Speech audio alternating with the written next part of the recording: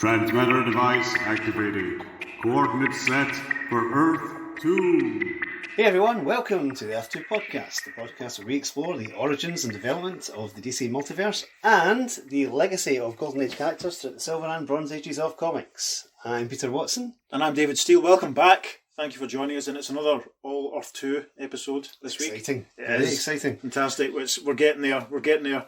And today we're looking at the second adventure to feature the Super Team Supreme, Dr. Fate and Hourman. We are looking at issue 56 of Showcase, which was published on March 25th, 1965, with a cover date of June 1965. And it features Dr. Fate and Hourman against the Psycho Pirate. So the Psycho Pirate, he's a bit of a legacy character in himself. He is indeed, yes. But we'll get to him in a minute, because we're going to big up Dr. Fate for a little while. When we did Showcase 55 a couple of weeks ago, after we recorded it, Peter found a contemporary house advert for Showcase 55. Yes. Which was emphasising the relaunch of Dr. Fate and Hourman. It basically was sort of saying, we had the Flash, we had Green Lantern, we had Hawkman, we had the Atom, and now the next great DC Comics revival is Dr. Fate and Hourman. And it's very interesting that they were being pitched in such a way, but not being rebooted at all, essentially. Well, Dr. Fate arguably rebooted because he's kind of put back to first principles, but this was not. This was still Kent Nelson, Dr. Fate, and still Rex Tyler Hourman. It wasn't like any of the other ones. But when last we saw him in the Golden Age, he had the half helmet on. Of course.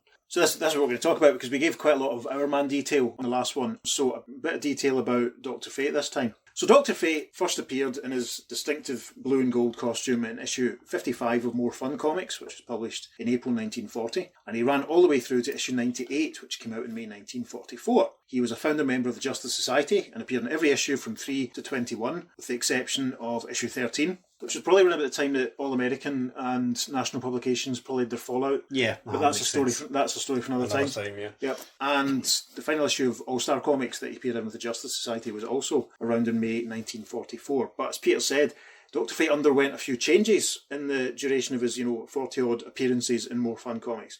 When he started, he had his full face, gold helmet and his cape, and he was quite an out there sort of mystical sort of character, in as much as his adventures weren't really particularly down to earth. Pete's talked before about how a lot of the baddies in the olden days were just sort of bank robbers and stuff, but Fate's adventures were a bit more out there. When Dr. Fate first appeared, he had his distinctive, almost tear-shaped, full gold face mask. Yes. And his blue costume and yellow trunks. He was originally created by Gardner Fox and an artist called Howard Sherman. And his stories did actually look quite similar to Hourman's, as done by Bernard Bailey. But issue 72 of More Fun Comics, he underwent a bit of a redesign and got the half mask.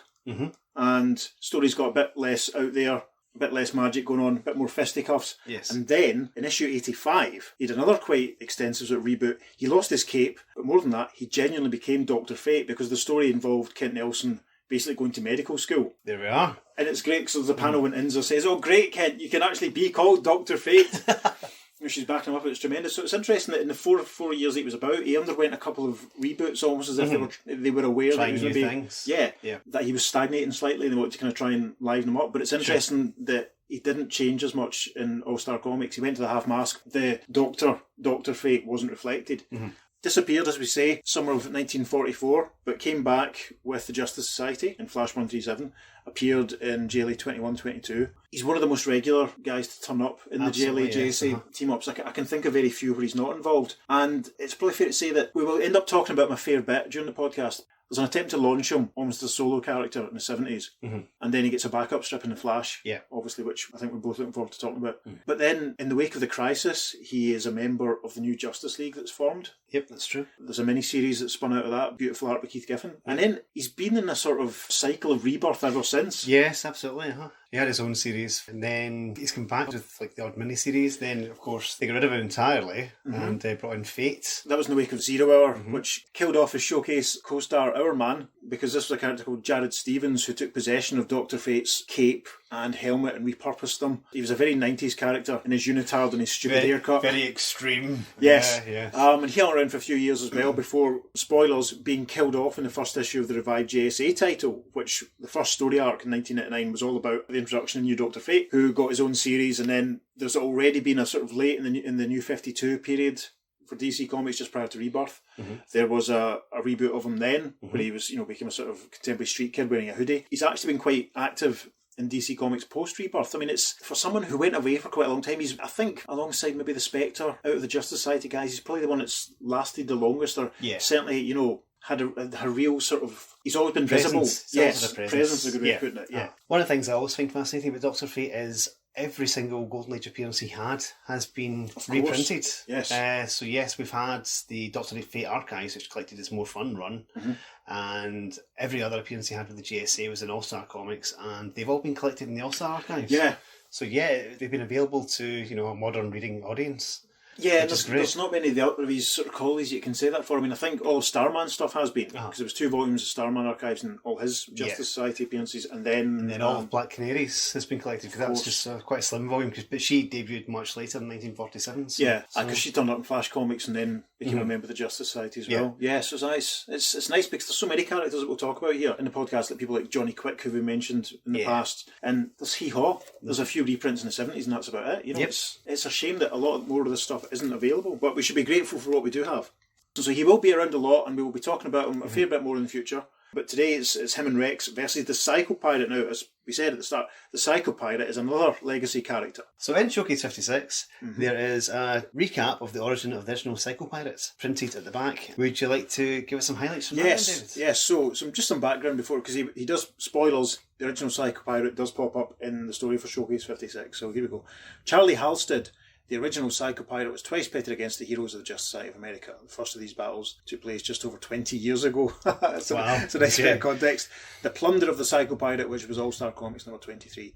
Halstead was a linotyper on the Daily Courier. Although considered a valued friend of publisher Rex Morgan, Halstead was jealous of his success. He grew to hate his employer and was overcome by greed.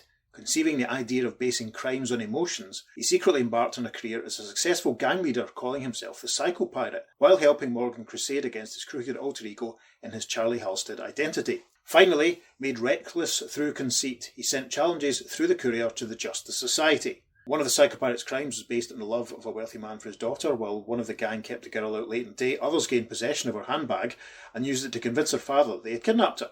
But they really kidnapped Shira Hawkgirl Saunders in order to lure Hawkman into a trap. However, the Flying Fury escaped, and instead of ransom money, the crooks got jail sentences. Another plot involved stirring up rich men to hate each other, charging them $100,000 apiece for dueling lessons and letting them fight it out. Starman intervened and exposed the scheme. One of his most ambitious plans was to strike fear into the hearts of the inhabitants of a city by threatening to release deadly plague germs, but Dr. Midnight stopped him.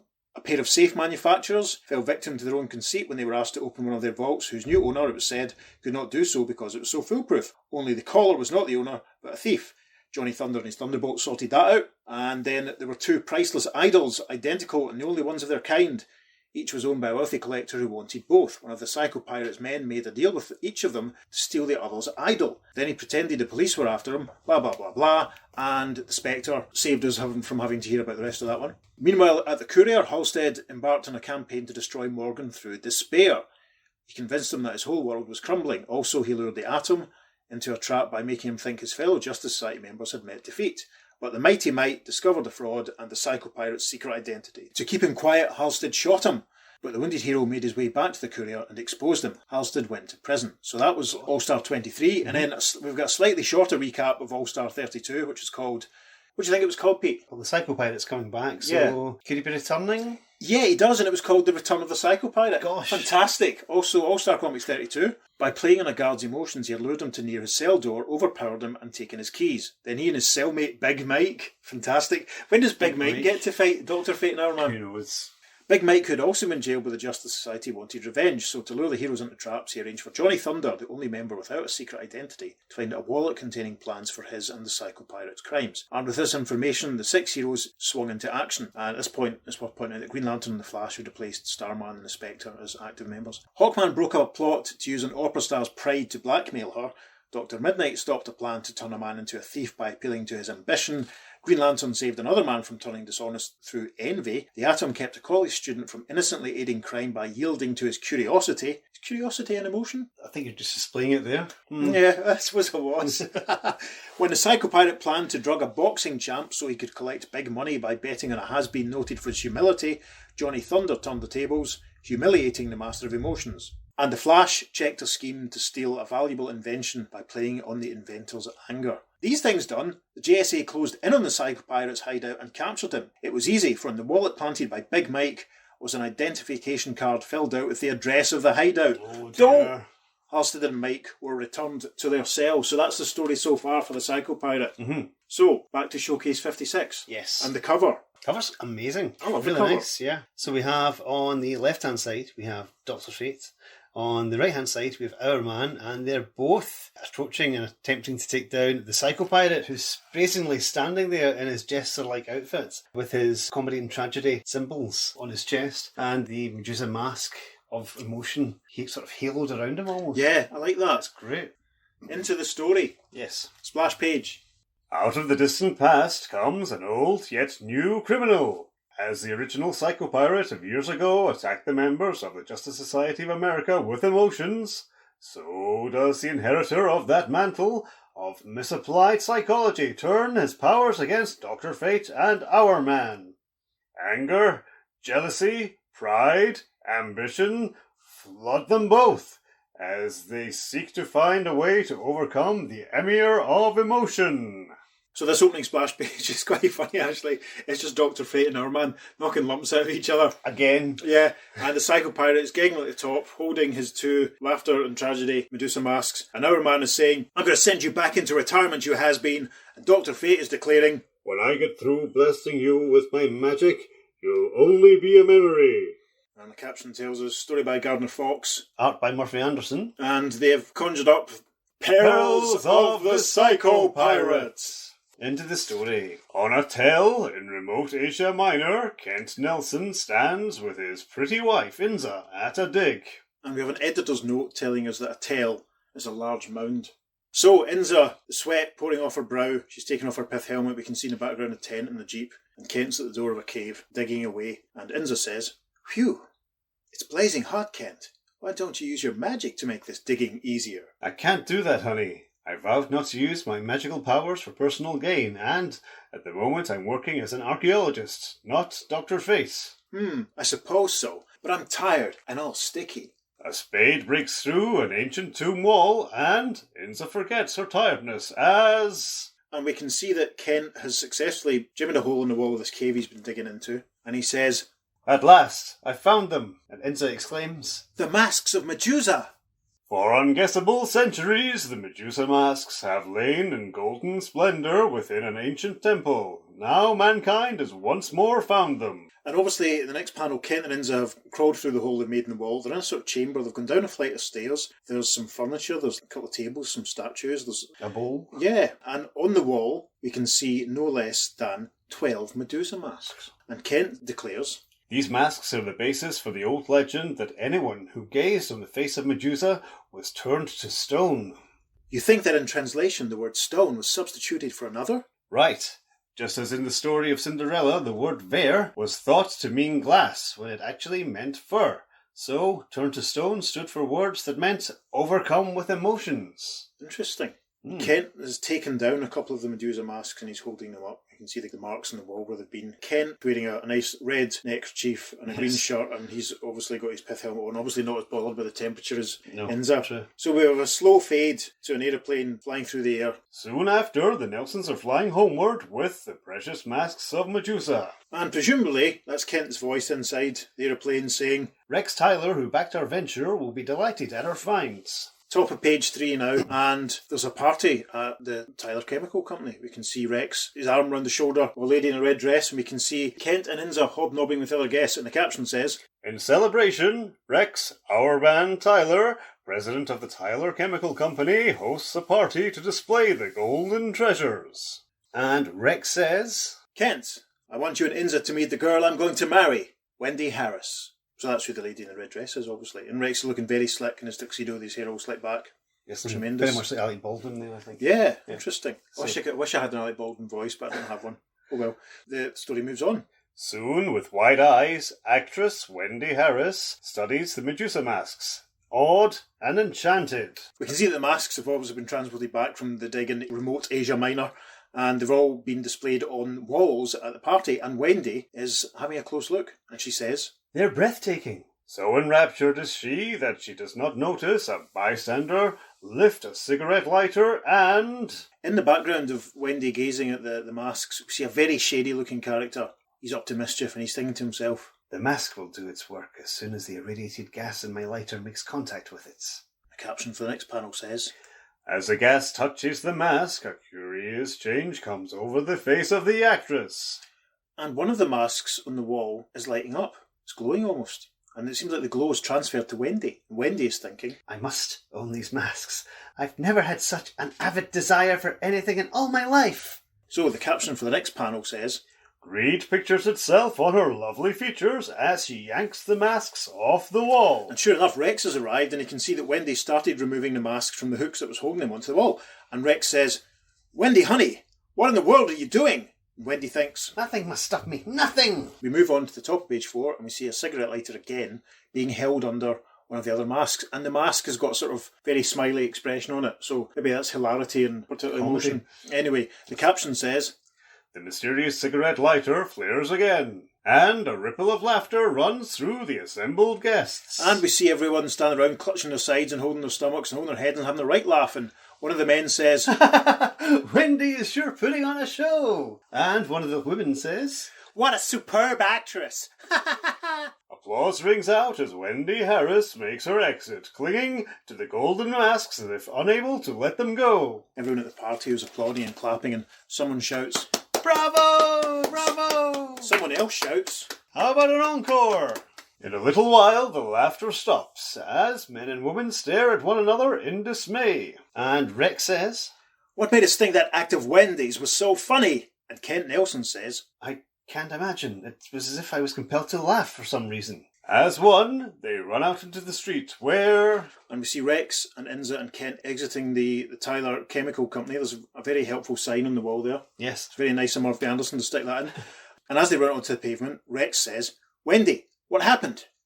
Where are the masks? And Wendy replies, I don't know.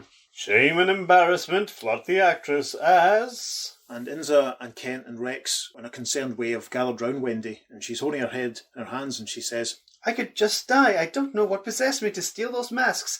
I was so greedy. And then, when I ran out the building, I saw a beggar and felt such pity for him, I practically shoved the masks into his hands. And sure enough, we see Wendy doing that, and we can see that the creepy cigarette lighter guy is lurking in the background as she does so, and Wendy hands the masks to the beggar, and she says, Here, maybe these will help you get a new start in life. And then we move to the next caption, says, Kent Nelson draws Rex Tyler to one side. And Kent says, I've a feeling we haven't heard the last of those masks. And Rex responds, We'll go after them as Dr. Fate and Hourman just as soon as I take Wendy home.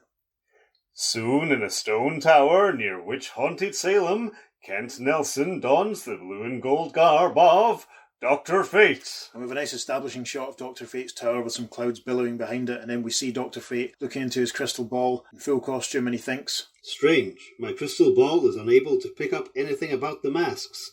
They must have a magical power of their own which protects them. And a slow dissolve to a nice, very attractive looking beachside sort of condo, and the caption says, At this moment, the masks of Medusa are in the Seacoast mansion that is the hideout of Roger Hayden, who also calls himself the Psycho Pirates. We're now inside the building, and we can see the Psycho Pirate in his full costume of the sort of coordinated, alternated black and red squares with the Medusa mask on each red square in his chest. As Pete said when he described the cover, it's quite like an old-fashioned sort of jester. And we can see that he has the Medusa masks that are on a table behind him, and he's thinking to himself, My plan worked perfectly, ingeniously. I stole an invitation to the Tyler party, then used his own fiancée to steal the masks for me. Then I grabbed them from the beggar. We turn to page 6, and Roger Hayden starts having a little flashback to himself. And the caption says, Some months before, Roger Hayden was the cellmate of an old and dying man in the state penitentiary. And we see Roger at the bedside of a man who's obviously Charlie Halstead, the original Psycho Pirate. Charlie's obviously on his way out, and he's saying, I've told you all my Psycho Pirate secrets, Roger. Taught you all I know of human emotions, their causes and results. Now you shall be the new Psycho Pirate, for I cannot last much longer. In you, my skills shall live on, and through you, I shall gain my revenge on the forces of law and order who imprisoned me. And we have a little footnote which tells us the Psycho Pirate first appeared in All-Star Comics 23, winter issue 1944. So obviously by that point, Dr. Fate had left the JSA. Mm-hmm. Interesting. So I must admit, I do love the moustache on the original Psycho Pirate. It is glorious. He's obviously been able to maintain it despite his declining health. That's admirable. So the flashback continues with another caption saying, Soon after Roger Hayden was released from prison, he read about the archaeological find of the masks of Medusa. And we see Roger stood next to the newsstand. Roger's reading the newspaper and he's thinking to himself, "This is my chance to take advantage of what the original Psycho Pirate told me. He knew the Medusa masks existed. He did research on them and discovered the secret of how to activate them." There's another change of scene to Roger back at his seaside home, and you can see he's hanging the Medusa masks on the wall. The caption says, In his seacoast mansion, the present Emir of Emotion hangs the masks between a number of torches that flood them with a special type of irradiating gases. And Roger, now the Psycho Pirate, says, "Now for the great experiment."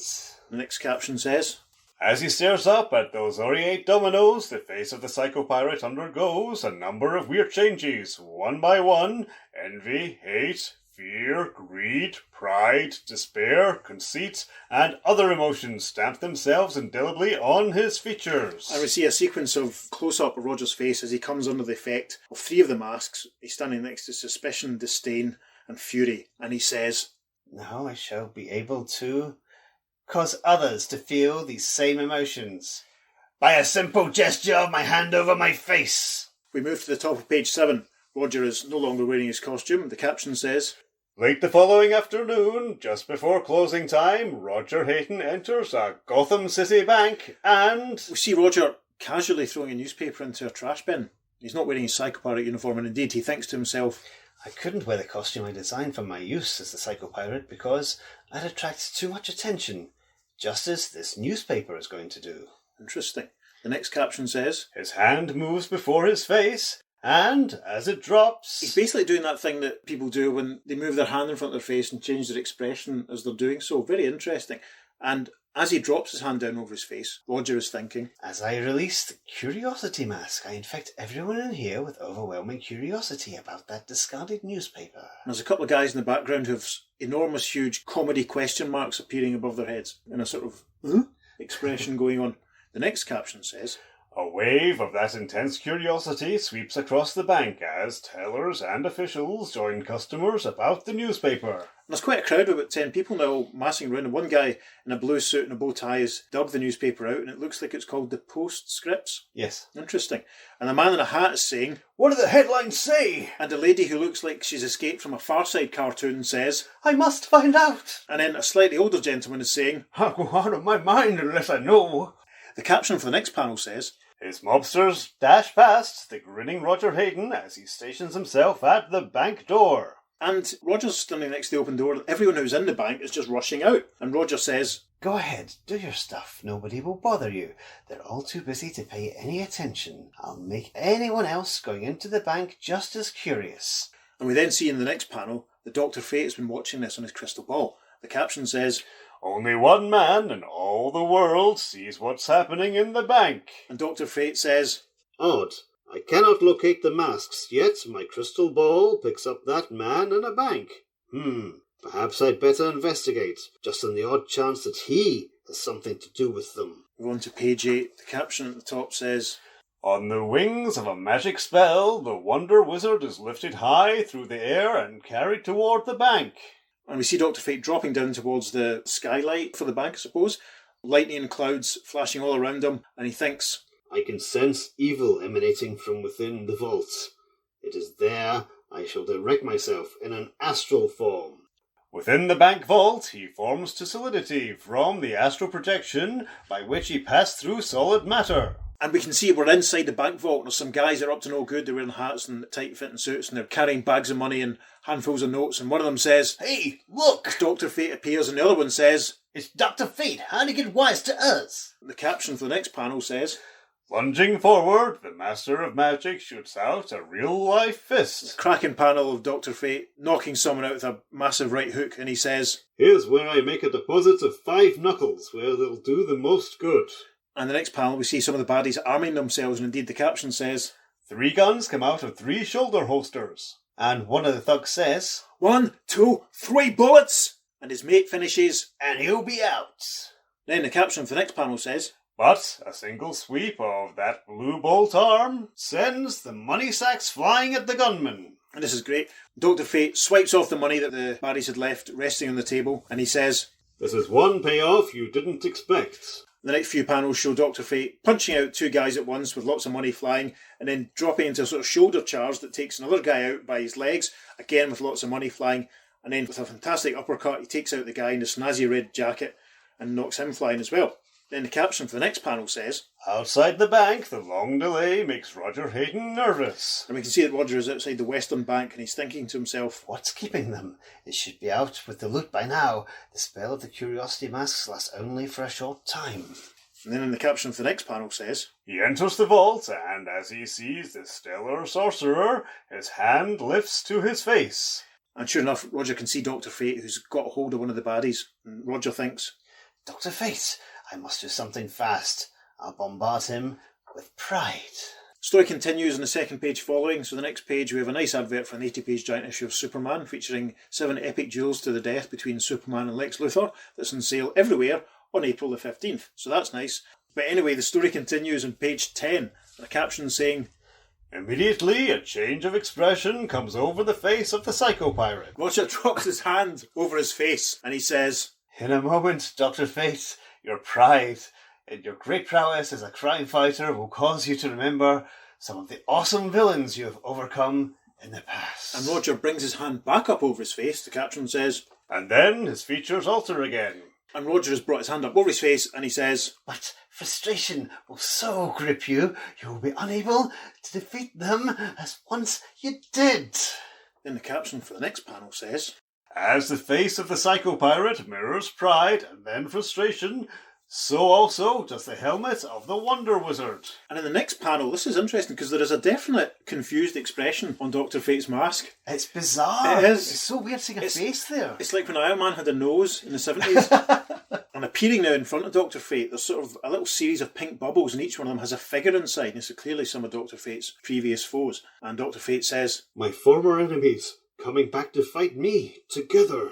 In the next panel, we see a green-skinned chap dressed in red with a green cape, quite like Starman's costume actually, busting out one of the bubbles, and the caption says, From one of those imaginary bubbles induced by the memory centres of Dr. Fate's brain leaps a visionary villain. And Dr. Fate declares, Wotan. And Wotan is actually someone who appeared in Dr. Fate's very first story that ran over the first two issues of More Fun Comics. It was in issue 55 and 56. Appropriate, he's the first one to appear Yeah, here. and I think he popped up again. I think we're on about issue 70. And he's been seen a few times since, I'm sure. Mm-hmm. Yes. He definitely pops up He's in All-Star Squadron. I remember him turning up in JLA Year 1. There's a really good bit which I think vaguely ties into one of the other JLA JSA team-ups that's still a few years in the future. I don't think Wotan's actually in that particular story, but we will see Wotan again at some point. And anyways, Wotan bursts out of the pink bubble and he's saying, Yes, I have come back from whence you cast me to work my evil on you. And as Wotan leaps forward, there's a sort of golden glow around his head, which is quite interesting. Anyway, the caption for the next panel says, As Dr. Fate leaps backward to avoid that lunge, he hurls magical bolts at his foe. And by hurling a couple of trademark lightning bolts, Dr. Fate says, I'll paralyse you with a... Foolish Dr. Fate! You cannot destroy me. You know in your heart that's right. Over the page, the caption says, And then, from out of the sunlight brilliance about Wotan's head emerges... Dr. Fate says, The mage of the Yucatan jungles, Mayur. Mayor is dark grey skinned, wearing a loincloth. According to, from what we've been able to find out, he was a character who appeared in issue 64 of More Fun Comics. A Mayan god, basically, who obviously caused Dr. Fate a bit of trouble. He leaps towards Dr. Fate, and the caption says, With a hideous laugh, the terrible Mayur turns the floor to wet ooze. And the Mayan god Mayur exclaims, This time it is I who shall be victorious. And he blasts a ray from top of his head, and Dr. Fate starts sinking into the ground. Dr. Fate thinks to himself, The very atoms of the floor are gripping me, seeking to drag me down as if they were quicksand. Then the caption of the next panel says, But the wisdom of the ancient Chaldeans does not desert the Wonder Wizard. And Dr. Fate is suddenly rising up from the ground with his trademark thunderbolts, and he's thinking, My magic seems to have no effect on them. All I can do is save myself by using magic lightning to blast myself upward like a rocket. And then, so abruptly that he gasps with surprise, the stellar sorcerer finds himself alone. Dr. Fate looks around to find that he's alone in the bank vault indeed. The images of the baddies who he was imagining have vanished, and he thinks, What? Why, of course, I only imagined those old enemies of mine. Someone used my momentary lapse to help the bank robbers get away. Story continues on the next page. So we are now on to part 2 of Perils of the Psycho Pirate. In a locked room deep in the subterranean quarters of the Tyler Chemical Company hangs the dark, grim uniform of Hourman, with a small hourglass on a chain to keep track of his hour of supercharged power. And there's a lovely inset panel of Hourman's costume hanging up on a hook inside Rex's private laboratory. And then with a lovely rest of the page splash panel showing Hourman putting on his costume. And the caption says, "For when Rex Tyler dons that costume and hangs the hourglass about his neck, he changes from president of his company to heroic crime fighter. Miraclo, the amazing chemical taken in the form of a pill, gives him superpowers but only for 1 hour. To reacquire these great abilities, he must wait another 60 minutes. And as Hourman is putting his costume on, he's thinking, I must discover why Wendy Harris stole those masks. Because she unaccountably did, she now says she cannot marry me. Somehow I know it wasn't her fault, and I intend to prove it. Hearing of the robbery at the Gotham City Bank, Hourman races to the financial establishment, only to learn that... And Rex is talking to a member of staff at the bank, and the man says, Dr. Fate was here at the time of the robbery, Hourman. He touched this newspaper, then set off in pursuit of the robbers. And Hourman says, I'll borrow that paper, if I may. With the newspaper and a description of the man who owned it, the 60-minute superhero visits a corner newsstand. And right enough, we see Hourman back at presumably the same newsstand that Roger was at, and we can see this time that in addition to Look magazine, what looks like an issue of Batman, what looks like an issue of Green Lantern, what looks like an issue of Justice League, what looks like an issue of Atom, what looks like an issue of Flash, and could that even be Dr. Fate and Hourman? Oh, yes. Interesting. I believe so. Like, could that, in fact, that's what that is. That's Showcase. That's incredible. That's fantastic. Anyway, Rex is holding up the newspaper, and World's Finest is in the corner as well. So is, yeah. We'll definitely put this picture up in the Yeah, socials if I can fantastic. get a good picture of it, because it's very, very small print. It's quite clear in my copy, so yeah, we'll be able to show you that. And anyway, the news vendor is saying, Sure, I remember the guy that bought it, because he came in a red foreign car, a Mercedes Bentley. Swallowing the Miraclo pill, Hourman hurtles into the air. I love these next few panels. They're tremendous, because Hourman is literally leaping some tall buildings in a single bound. Yes. And he's taken his pill, and we have the first little time identifier, and it shows at 3:10 p.m. And as Hourman leaps into the air, he thinks to himself, I'll leap high above the city and scan all the streets in the vicinity for that Mercedes Bentley. Upward he soars as his keen eyes drink in car after car, but there is no sign of the Psycho Pirate's vehicle. Got to make another jump and keep on until I spot him. It's now 3:18 p.m. Then, outside an open-air art museum display... Now we see some baddies who are assembled right enough outside. We can see some statues and plinths, and they've got a big car with the boot open. One of the bad guys is saying, Everyone here except us, thanks to the counter-emotional capsule we all took, is overcome by the emotion, despair. It leaves us a clear field to clear out this place. And we can see Hourman descending to the ground in the back of the panel, and he's thinking, There they are. The time is now 3:39 p.m. Dropping like a bomb, he rams both feet into an iron art abstraction, and... Iron Art Abstraction was actually the name of an unreleased Menswear B-side. If you remember Menswear, I see. The slightly powdered Britpop band. I never saw them, did you? Can't say it is. It's not the name of a Menswear B-side, I'm kidding. Hourman drops down and knocks the Iron Art Abstraction off its plinth and takes out one of the baddies, but it seems that one of the other baddies, indeed, is Roger Hayden. Because the caption for the next panel says, Roger Hayden quickly recovers his balance and lifts a hand to his face. And as Hourman rushes towards him, Roger moves his hand upwards and thinks, I'll put a stop to Hourman with an emotional disturbance. The time is now 3:39 and 4 seconds. The caption for the next panel says, But before he can cause a facial changeover... Hourman is there, punches Roger an absolute crack of a right hook. Caption for the next panel says, He dives through a marble-free art form. And Hourman has leapt up into the air, but one of the other baddies is throwing another smaller statue at him. And the bad guy is thinking, He won't be so acrobatic when I bounce this statue off his noggin. But the mighty muscles of the TikTok tornado react instantly as... And at 3:39 and 11 seconds, Hourman lands on the ground. He lands on his left hand, but his right hand is up, and he's caught the little marble statue, and he thinks, It'd be a shame to break that priceless piece of statuary, so I'll catch it in flight.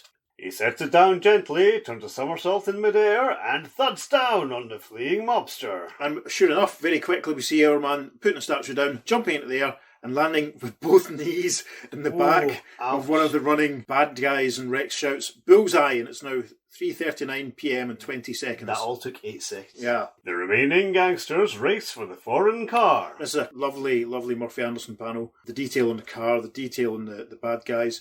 They run towards the car, and we can see Hourman thinking, heading for a getaway, which won't get anywhere, as he launches himself into the air towards the car. The bad guys are getting into the car, and one of them is saying, Stop the car, he's coming fast! Caption for the next panel. He lands behind the car, hands starting to grip and hold. Sure enough, at 3:39 and 28 seconds, Hourman grabs the back of the car, says, "Now boys, if you want to travel..."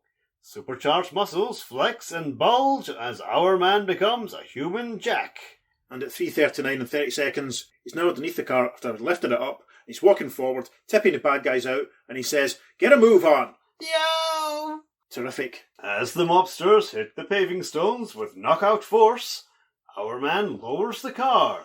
And Hourman thinks, Now for the man who used that newspaper to cause such great curiosity in the bank. I have a hunch he's the same party who made Wendy steal those masks through greed. It is now that the dazed psycho-pirate recovers enough strength to raise his arm and... Roger can see Rex running towards him. It's now 3:39:51 and Roger thinks, he'll nab me unless... Next moment... And as Hourman arrives, he says, "Why, you aren't an enemy. You're my friend. My pal." You're absolutely right, Hourman. His own face distorted into a friendly grimace, the man of the hour is forced to forget that the psycho-pirate is a criminal. Walking off now looking very matey, Hourman has his hand on Roger Hayden's shoulder and Roger says, Since we're buddies, Hourman, how about giving us a helping hand? "A friend in need is a friend indeed. Just tell me what you want done, chum." At the bidding of the arch-criminal, he lifts a heavy work of art. And we see a blue van which has arrived. Back doors are open. Roger is indicating towards it and he says, Put it in the truck, buddy boy. And Hourman says, "Sure thing, friend." And as Hourman carries the statue towards the van, it's now 3:40 p.m. and 20 seconds. Then the next caption says, Then he happily waves farewell as the psycho-pirate and his men drive off with the loot. And we see the fancy red foreign car driving off at the front, the blue van following behind it. Roger is in the red car and he says, So long, pal. And Hourman responds, "See you again soon, chum." It's now 3:50 p.m. And a small caption with nice little insert heads of Dr. Fate and Hourman says, "Story continues," and third page following. Underneath there's a nice house advert for that month's issue of Detective Comics and Batman. There's a G.I. Joe advert. There's the text page about the Psycho Pirate, and then we're into part 3 of Perils of the Psycho-Pirate. Down from the sky swoops the Wonder Wizard to make contact with his fellow crime-buster. And as he calls down to him, the friendly grin of the 60-minute superhero turns into an angry scowl as he realizes he was victimized by their deadly opponents. And as Dr. Fate whooshes down, he says, Hourman, you helped the thief and his gang get away.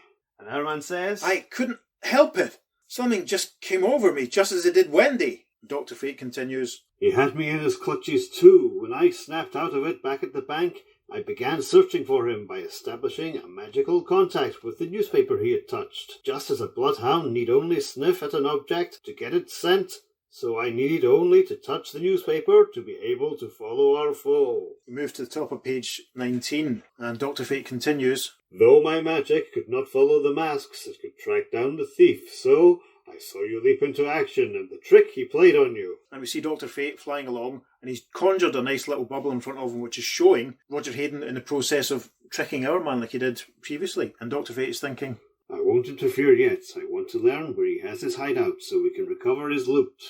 After he explains, the mystic mage rises into the air, bringing his crime-fighting companion with him. It's quite a nice panel as we now reach 3:59 p.m. Dr. Fate is flying on ahead and he's using his lightning bolts to conjure a nice little chariot It's for crazy. Hourman to stand in. It's almost like a Green Lantern power I was thinking construction. exactly the same thing. It's Yeah. weird. It's yellow, obviously, but Uh-huh. it's very bizarre. You don't usually see him use his powers Yeah, in such a I way. mean, especially given how when we did 55 the other week, Mhm. he just kind of brought him along behind him in the Yeah, in the and wind, his air currents. which is quite interesting. And again, I say it every time, this is almost a callback to Dr. Fate's original power set where he has more matter manipulation. It's almost as if he's created this chariot out of thin air and is pulling along with him as opposed to any sort of magical means. It's very strange. It's greatly Rex's cape is flowing out behind him. It's tremendous. It's just such a throwaway as well. It's so great. It's so casual. It's not even referred to in the dialogue, which is unusual for Gardner Fox. Absolutely. So, and as they're flying through the air, Hourman says from his chariots, "Well, we don't know where to find the thief." And Dr. Fate says, "Oh yes we do. Look at the clouds, Hourman." Following a wispy cloud path, the battlers for justice speed towards their destination. and we can see that the clouds in the sky basically formed into the shapes of arrows that are pointing them in a certain direction. And Dr. Fate's saying, "I conjured up those clouds to trail him, using the magical scents I took off his newspaper." it's now 4:03 p.m. Then they drop downward above a seacoast mansion. Yep, and they've arrived at Roger's attractive beachside location, and Dr. Fate says, "These wizardous drills will slip us inside the house without harming it." and we can see that they're basically contained within giant drill bits, basically. Again, this is matter manipulation, magical power ring spirals. constructions. Yeah, it's interesting. Fantastic. It's now 4:09 p.m. and the caption for the next panel says, They land in a large chamber where... and sure enough, at 4:09 and 24, we see Dr. Fate and Hourman landing. They're in a big room. The Medusa masks are on the wall. The four assembled bad guys. One is holding a large pen. One is holding... a water pistol. One of them's holding a pizza. And the other one's holding a fan. A desktop fan. Very strange. And one of the bad guys says, "We're armed and ready for them." And Hourman says, "I thought we were going to have the battle of our lives. There's nothing to fear here." Dr. Fate says, Are these odd objects in the crook's hands supposed to be weapons? A knitting needle, a pizza pie, an electric fan, a water pistol? Right, okay. So we move to the top of page 20, and we have a shot of the Psycho Pirate looking very proud of himself in an inset, and the caption says, Those innocent-looking objects are deadlier weapons than you might suspect, Dr. Fate, for the Psycho Pirate is well prepared for you and Hourman. In his psychological laboratory, he has already donned his garb as the Emir of Emotion, and right at this moment, he is outside the very chamber in which you stand, hurling a battery of phobias at you both. And the next panel shows Hourman and Dr. Fate moving towards the bad guys, but Roger, as the Psycho Pirate, standing behind them, waving his hand about his face, and he's saying, "I knew it wouldn't be long before they caught up to us, so I'm about to fill them with so many phobias they'll be too terrified to act." The caption for the next panel says, As they hurtle forward, Dr. Fate and Hourman find that the innocent objects are indeed weapons of a diabolical nature. and we see the guy with the desk fan pointing at Dr. Fate, and we can see a sort of, it's almost like his mask has gone translucent. It looks almost like Martian Manhunter. The way he's drawing looks very much like Martian Manhunter. I wonder if they're trying to suggest either is the expression on his face, or do we see Kent's face through the mask? It's interesting. But anyway, Dr. Fate declares, Yeah! and the man with the water pistol is firing at Hourman, who says, "No, no, no!"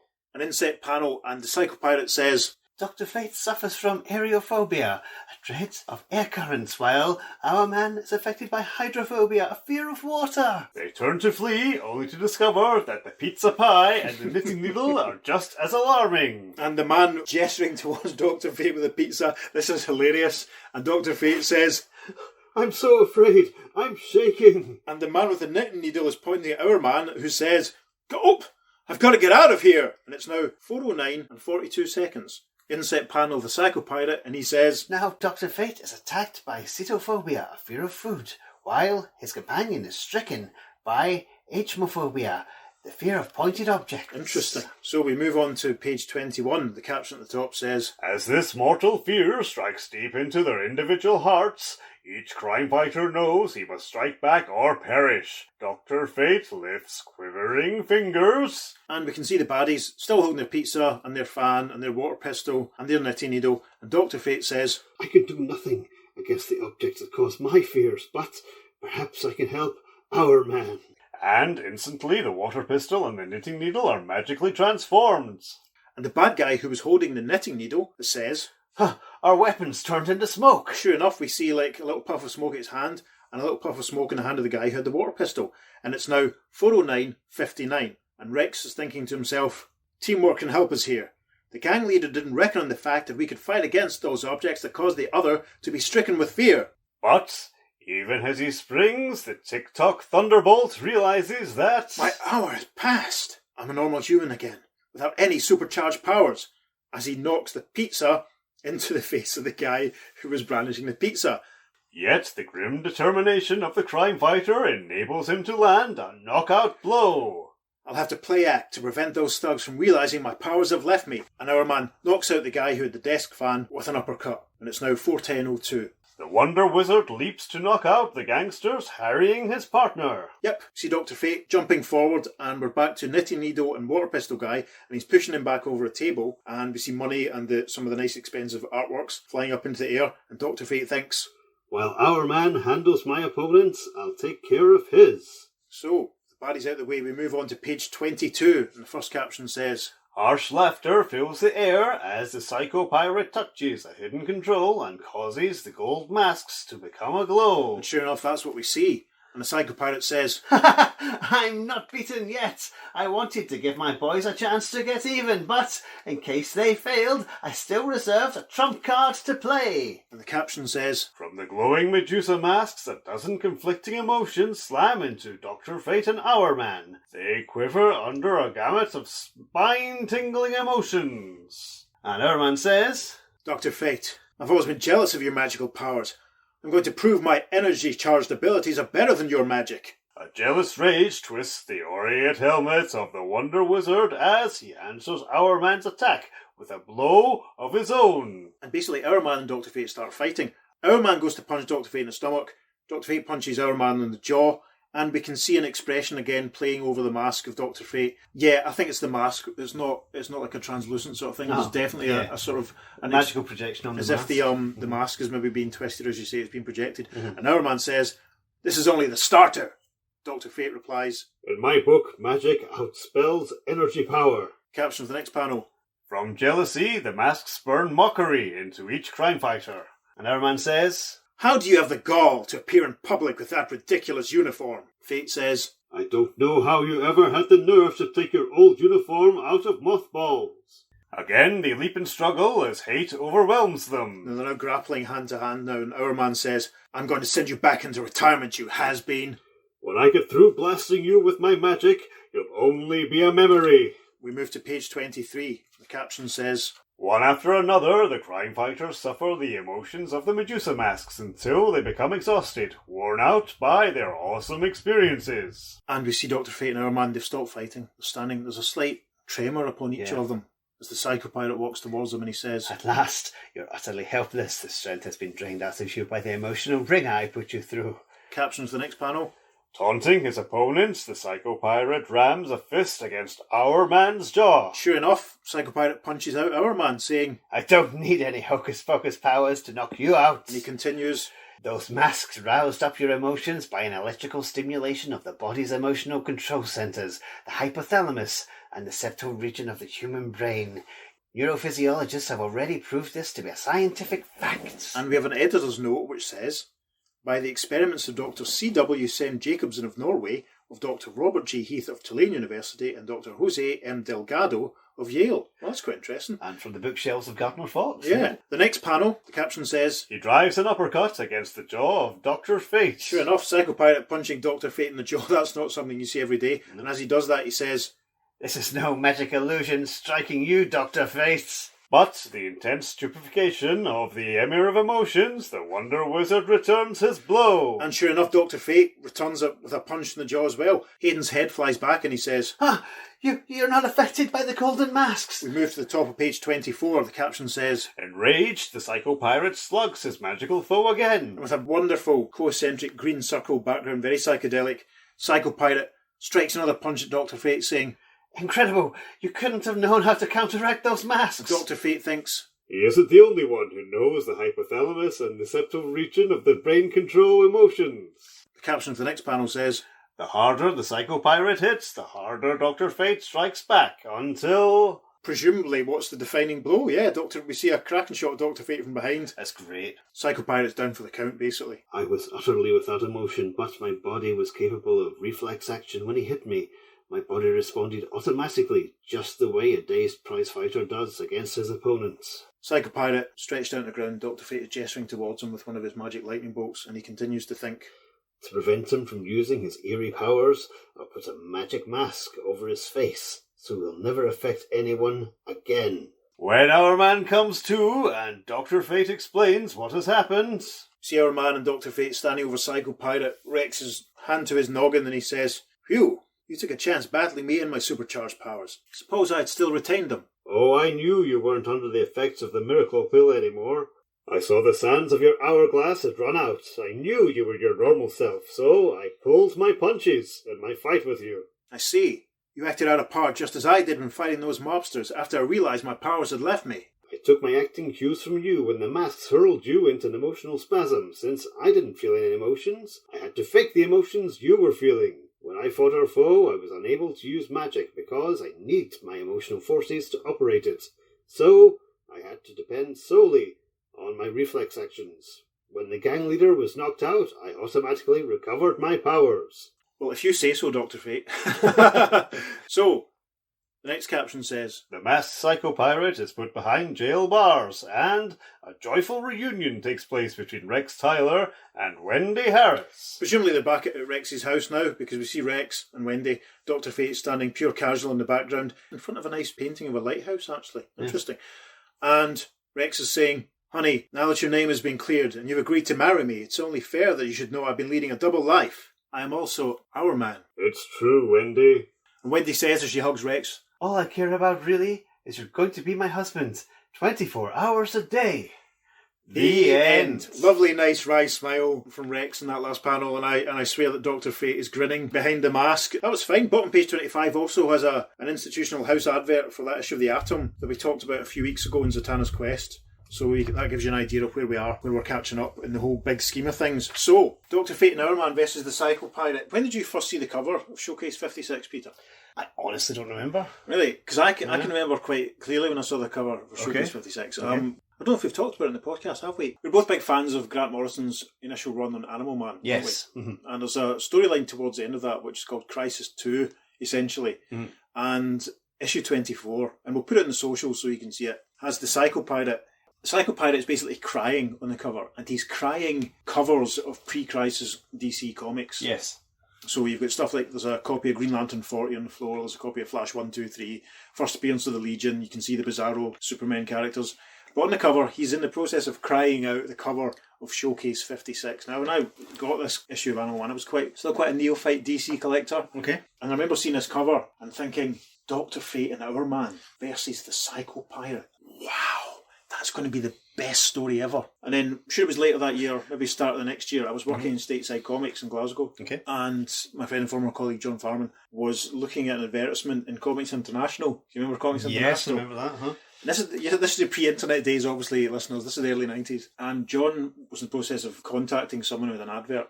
John was collecting Fantastic Four at the time. Okay. And this guy had advertised his list in Comics International, phone for, tell us what you're after. John was about to call again. He asked me if there's anything I was looking for. I said, well, ask him if he's got Showcase 56 and Flash 139.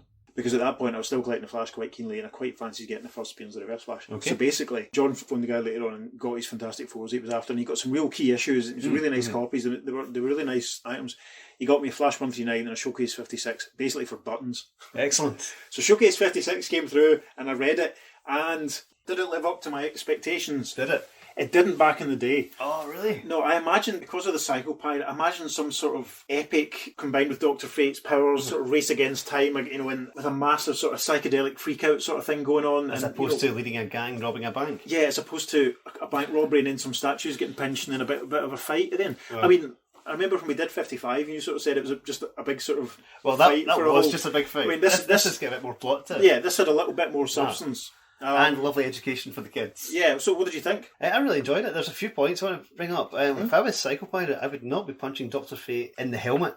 In the where? In the helmet, because that's gonna hurt your fist. Yeah. I mean, give him a good stomach blow. A Superman Sunday Special, as it's known. Is that a callback to Dr. Fate as a medical doctor? His knowledge of that? It could well be. Because obviously it kicks off with him as archaeologist. Of course. But that could well be a callback to that. Yeah, it could be. I think you're right. Which again is really interesting. Again, Gardner Fox wrote Dr. Fate back in the Golden Age, so maybe that's his way of just like threading that back in. He's going to have that knowledge. Yeah. I don't think I quite enjoyed it as much as 50. I mean, I enjoyed it more this time for a read through. I think, because I've had 27 years for the disappointment to evaporate, I feel that it's not quite as a feast for the senses as 55, because although it's Murphy Anderson and it looks terrific, we don't have that as much of that evocative sort of swamp thing going on. There's an awful lot of empty rooms or blank spaces, in the background and stuff. But I mean, it's Dr. Fate and Hourman versus the Psycho Pirate. It might not be what I imagined back in the day, but it's still Dr. Fate and Hourman fighting the Psycho Pirate. And I love the way the Psycho Pirate's powers are introduced. Yes. And just the fact that he basically, just by moving his... I mean, I'm miming it now, listeners. And I'm feeling a barrage of emotions. That was really effective. And it was nice to actually as well see the little bit of Hourman's private life, because Wendy Harris was used in the Tom Payer series that operated at the turn of the century. And we know that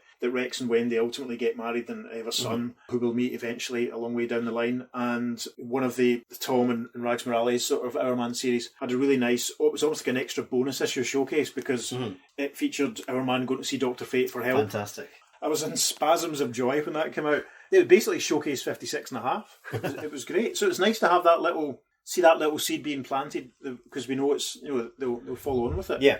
One of the things I liked as well about this is when Dr. Fate enters the bank, he says he's going to direct himself there in his astral form. And of course, this takes place in it was published in 1965. Yeah. Doctor Strange had been out for a couple of years before that, and he was always sending his astral form off to do things. Yeah. I wonder if that's a if they reference. picked up to that. It's been a long time since I've read them, but I can't remember offhand if Fate had referred to an astral form before. Sure. But obviously in this case it's basically phasing through. He's into that. He's converting his body to an astral form as opposed to projecting one. Oh, it's interesting. That's what I was going to say, because he arrives in his astral form but then converts back into his normal form. That's quite interesting. Yeah. But it's just the terminology there, I think. Is that because some comics readers might be more familiar with that at the time? Of course, because Doctor Strange has been using it. Yeah. And it's one thing that's interesting as well. Another little contrast to 55, which we talked about, because 55, there's a couple of very minor characters who have other lines, but this one, at least there's a bit more population. We have the party guests, there's the people in the bank. The budget for extras and supporting artists was obviously a bit bigger for this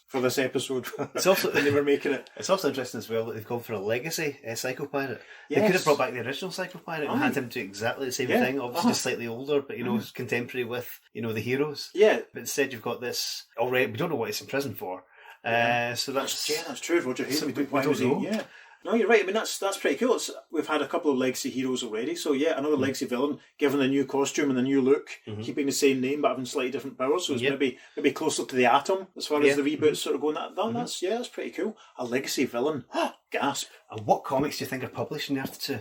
What are they comics about the Earth 1? The Earth 1 guys. I don't know. It's interesting. I mean, it's fascinating. And if they were, would Jay not recognise Barry? Yeah. I don't know. Or maybe these are just the comics that were published on Earth 2's equivalent to DC Comics. Interesting, though, that the ones that were on the newspaper stand were titles that the reader could find readily on their newsstands. Yeah, interesting. Pretty cool. It's a nice wee nod, obviously, for the love reader. it. But it's cool. If we're looking at it as if to say this is actually Earth 2, then what are these? Is this like the Marvel Comics, how it exists within Marvel Comics? Yeah. In that they retell stories that the heroes actually have, adventures they actually have. Or could they just be made up stories using the actual heroes? Or could they be made up stories using the Earth 1 heroes? Or even other versions of the heroes altogether that we don't know about? Could it be the Tangent Comics? Could be. Very exciting. Very exciting. Yeah. No, I enjoyed it. I mean, not as I say, not as much of a feast as 55, but maybe a bit more satisfying. Because they both got to use their powers equally, and there was nothing about their powers cancelling each other out this time. No, although it's another case of them, fighting each other. Yeah, which we had in the previous issue as well. I wonder if they had become, another world's finest team where they've ended up fighting each other every issue. It could have got boring very quickly. It was fascinating seeing a face on Dr. Fate's helmet. Yes, so much. Weird looking. Yeah, I can't think of seeing that. It's very creepy and effective. I can't think of another time I saw that, to be honest. Well, the kind of. Not actual face, but Sean McManus, is it? Who did the James DeMatteis run. Right. The mask kind of morphs. It's like, the way some artists interpret Spider-Man's mask. Sure. The mask kind of morphed and showed expression. And also, as we mentioned last week, Norm Brayfogle, when he was doing Batman, obviously we've mentioned him when we were talking about the Mud Pack. He does great expressions using Batman's mask. But you never see that on, the classic Dr. Fate look. Yeah. I can't remember that. I've not been able to find the source, but I've a memory of reading an interview with, I think it was either Gardner Fox or Julie Schwartz, something like that, when he talked about how someone like Dr. Fate, why he was always so successful, and it's because he had a cool mask. I suddenly realised, I don't know why it hasn't occurred to me sooner. Dr. Fate inspired one of my tattoos directly, really? And absolutely. Okay.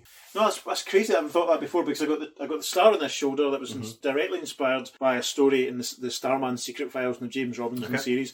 I got Fair Play tattooed on one shoulder. I don't think we've met the guy who inspired that yet. When we did 55, we talked about how as Dr. Fate goes on, his magic veers towards that whole Egyptian. Yeah. And the ankh becomes very... symbology, So yeah, I got an ankh tattooed on my back. Okay. Yeah. There we So are. did you know I had that? I don't think it did, actually. No. Well, it's not the most obvious sort of place. Oh, you know? okay, cool. Um, It's not like a big giant across the shoulder blades prison tattoo it's quite small and discreet. It's because I remember when they brought him back.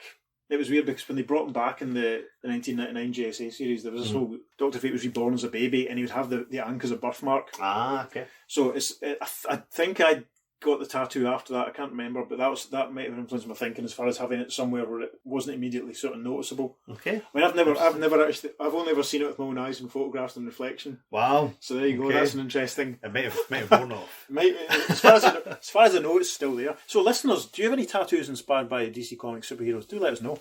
Sadly, there's no reader reaction. There's no letters pages for Showcase covering the Dr. Fate and Hourman team ups. Either of them. It's a shame, isn't it? Yeah. Because as we said before with 55, like, it would have been nice to know the reader reaction because we've obviously read out a lot of letters in the past where people had written into JLA and written into Flash when they were really pleased. And there's a certain buzz about the Earth 2 characters. To have the Golden Age guys really back them, and all that. you know. So it would have been interesting to see what people thought at the time. The fact that we don't see Dr. Fate and Hourman back together in Showcase after this, the fact that we didn't get a comic, maybe makes me think that maybe they weren't a spectacular sales success. Maybe they thought the pairing didn't really work. You know, they're quite different. Is this maybe, as you said, like the Earth 2 World's Finest they were basically trying to do? Yeah. With Dr. Fate obviously being, you know... I suppose Superman one. the contrast between the characters is quite interesting, but maybe... You know, sorcery and science, you know. It's a shame. Although we don't have reader response at the time, you can give us your response. Yep. You can email us at theearth2podcast@gmail.com and let us know what you think of this story or any of our stories or what you think of David's tattoos. You can follow us on Facebook, and because we're on the Earth 2 podcast there, and we put up lots of great content up there, including some highlighted panels from this very issue. Yep, there'll be a whole bunch of Dr. Fate photographs going up. There'll be some Psycho Pirate comic covers, some other series. We'll put up that Animal Man cover that I mentioned earlier on. Yep, so check us out on Instagram as well. You can find us there at the Earth 2 Podcast. And indeed on Twitter at podcast_Earth2. So, that's us this week. I've been Peter. And I've been David. And we'll talk to you next time on the Earth 2 Podcast. Transmatter cube activated. Return coordinates set for Earth Prime. The mysterious cigarette lighter flares again. The mysterious cigarette lighter is quite a dodgy pub in Islington. I wouldn't recommend it. And a ripple of laughter doesn't run through the studio. And a ripple of laughter runs through the assembled guests.